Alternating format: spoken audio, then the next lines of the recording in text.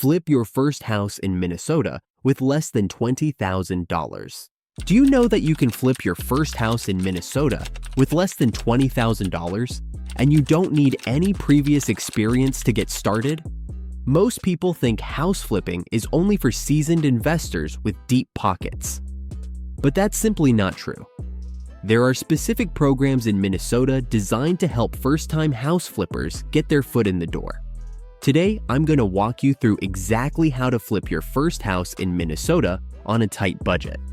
We'll cover the programs available to help you, the requirements you need to meet, and the step-by-step process to qualify as a first-time house flipper.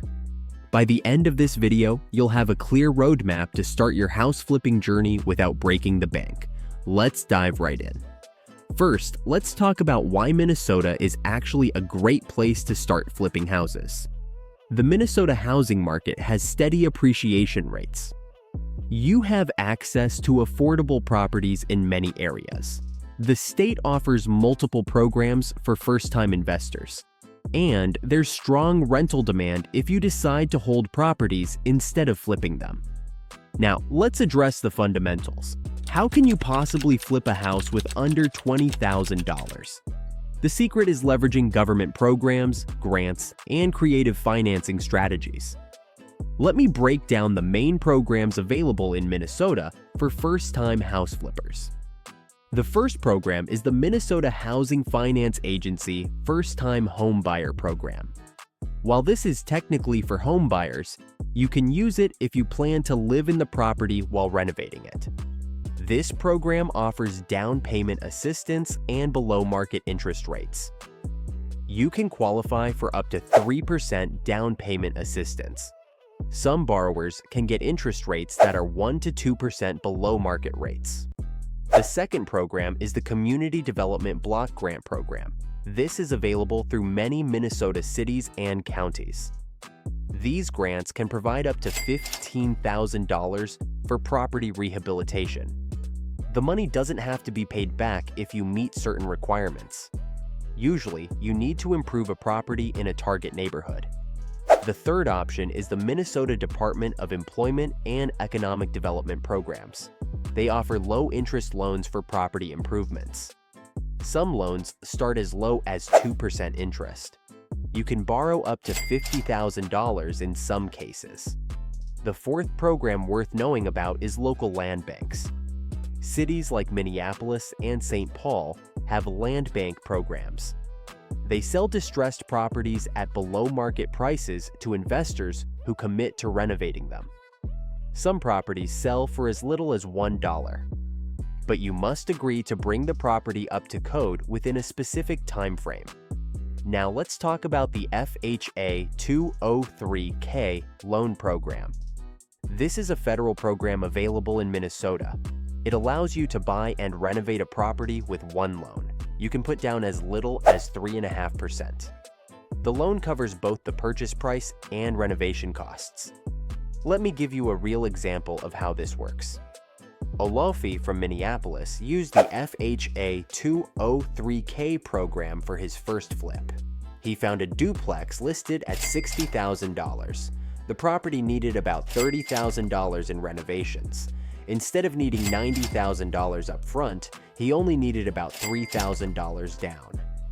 The FHA 203K loan covered the remaining $87,000. He lived in one unit while renovating both sides.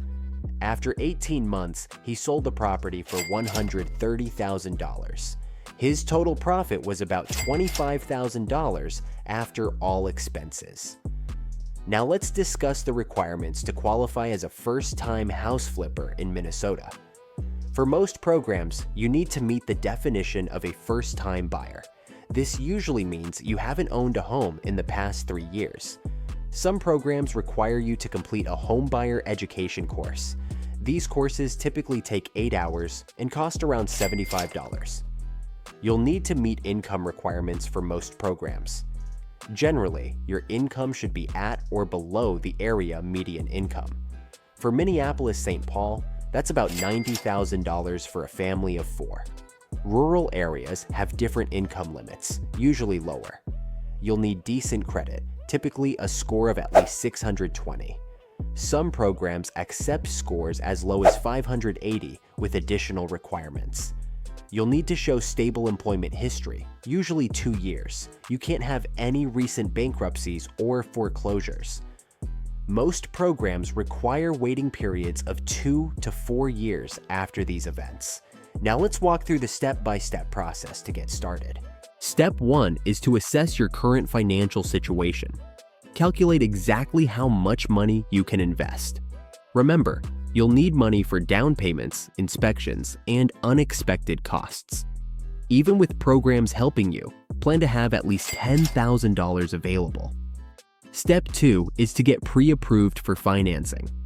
Contact multiple lenders who work with the programs I mentioned. Not all lenders participate in every program. Get pre-approval letters so you can act quickly when you find a property. Step 3 is to complete any required education courses. Some also require housing counseling sessions. These courses teach you about the buying process, financing options, and property maintenance. Step 4 is to research target neighborhoods. Look for areas with rising property values. Check recent sales data to understand price trends. Drive through neighborhoods at different times to get a feel for the area. Look for signs of neighborhood improvement like new businesses or infrastructure projects. Step 5 is to find a good real estate agent. Look for someone experienced with investment properties. They should understand the programs you want to use. Ask for references from other investors they've helped. A good agent can help you find properties before they hit the market. For experts' advice and best proven strategies that work in the Minnesota market, click the link below for further details and contact Iconic Tower Group for more helpful guidelines to buy your first investment property. Step 6 is to start looking at properties with potential values. Focus on properties that need cosmetic work rather than major structural repairs. Look for houses with good bones but outdated kitchens or bathrooms. Properties with overgrown yards or peeling paint often scare away other buyers, but may be rare gems. Step 7 is to run your numbers carefully. Use the 70% rule as a starting point. This means you should pay no more than 70% of the after-repair value minus renovation costs. For example, if a house will be worth $100,000 after repairs and needs $20,000 in work, you shouldn't pay more than $50,000. Step 8 is to get thorough inspections. Even if you're buying a fixer-upper, you need to know what you're getting into. Hire professional inspectors for electrical, plumbing, and structural issues. These inspections might cost $500 to $1,000, but can save you thousands later. Step 9 is to create a detailed renovation budget. Get quotes from multiple contractors for major work. Add 20% to your budget for unexpected issues. Keep receipts for all expenses, as some programs require documentation. Step 10 is to understand the timeline requirements. Many programs require you to complete renovations within specific timeframes. FHA 203 K loans typically require completion within 6 months. Grant programs might give you 12 to 18 months. Plan your renovation schedule carefully to meet these deadlines. Let me share another success story to show you how this works in practice. Mike from Duluth used the Community Development Block Grant Program. He found a small house in a target neighborhood for $35,000. The property needed new flooring, paint, and kitchen updates. He received a $12,000 grant for the renovations. His total investment was about $18,000. After 6 months of work, he sold the house for $65,000. His profit was about $12,000, plus he learned valuable renovation skills. Now let's talk about common mistakes to avoid. The biggest mistake is underestimating renovation costs. Always get multiple quotes and add buffer money to your budget. Another mistake is choosing the wrong neighborhood. Don't buy in areas with declining property values, even if houses are cheap. Many first-time flippers also take on projects that are too big. Start with properties that need cosmetic work, not major structural repairs. Don't skip the inspection process to save money. A few $100s in inspections can prevent thousands in unexpected costs. Also, don't try to do everything yourself if you lack experience. Some work should be left to professionals, especially electrical and plumbing. Let's discuss some creative financing strategies to stretch your budget further. Consider partnering with other investors. You can split costs and profits with someone who has more experience. Look into seller financing options.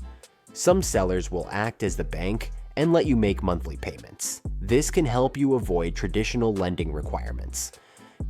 Remember, the key is leveraging the programs available to first-time investors.